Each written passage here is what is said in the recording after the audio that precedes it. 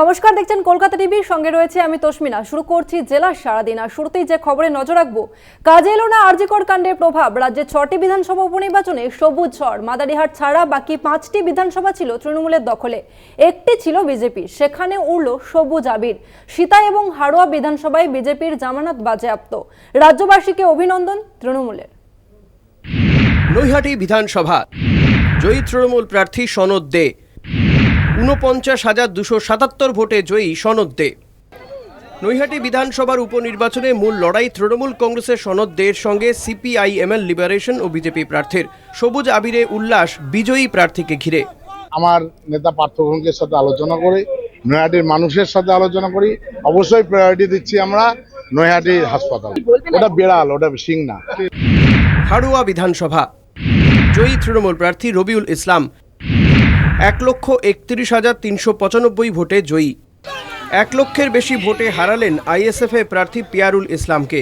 প্রয়াত হাজিনুল ইসলামের অসমাপ্ত কাজ করার আশ্বাস দিলেন জয়ী তৃণমূল প্রার্থী। বাবার রেকর্ডটা প্রথমে আগে বলে আমি ভাঙিনি।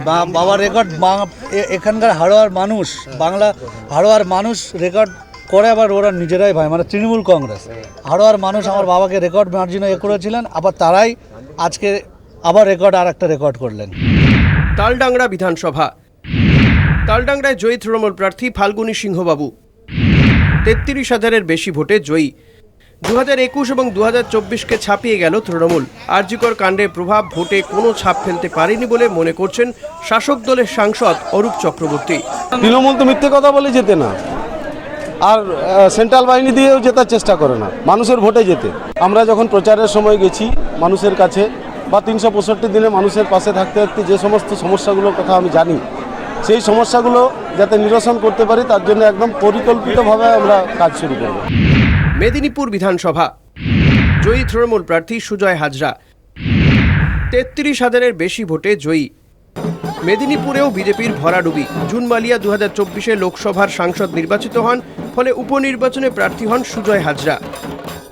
মমতা বন্দ্যোপাধ্যায় এবং আমার নেতা অভিষেক বন্দ্যোপাধ্যায় তাদের জয়, কারণ তারা আমাকে মেদিনীপুর বিধানসভার প্রার্থী করে যে সম্মান এবং মর্যাদা দিয়েছেন, সেই সম্মান এবং মর্যাদা রক্ষা করতে পেরেছি।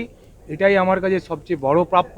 এবং আবার বলছি, এটা আমি উৎসর্গ করব আমার নেত্রী মমতা বন্দ্যোপাধ্যায় এবং আমার নেতা অভিষেক বন্দ্যোপাধ্যায়।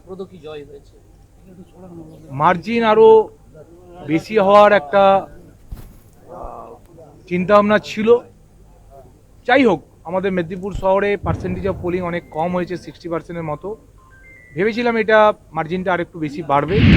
মাদারিহাট বিধানসভা তৃণমূলের ঝুলিতে মাদারিহাট জয়ী তৃণমূল প্রার্থী জয়প্রকাশ টোপ্প 28,168 ভোটে জয়ী তৃণমূল প্রার্থী। সিতাই বিধানসভা জয়ী তৃণমূল প্রার্থী সঙ্গীতা রায় 1,30,156 ভোটে জয়ী। সিতাই বিধানসভা উপনির্বাচনে জয়ের পর বিধানসভার প্রত্যেকটি মানুষকে কৃতজ্ঞতা জানান জয়ী তৃণমূল প্রার্থী সঙ্গীতা রায়। পাশাপাশি সাধারণ মানুষদের কৃতজ্ঞতা জানান সাংসদ জগদীশ বসুনিয়া। উল্লাস ঘাসফুল শিবিরে।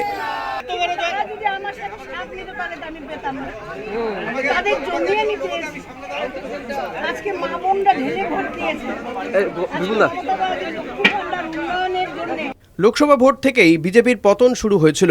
উপনির্বাচনে সিতাই ও মাদারিহাট দেখিয়ে দিল তৃণমূলের ক্যারিশমা। রাজ্যের 6টি বিধানসভার উপনির্বাচনের সবুজ ঝড় যে দলীয় নেতা কর্মী সমর্থকদের বাড়তি অক্সিজেন যোগাবে তা মনে করছেন রাজনীতির কারবারিরা।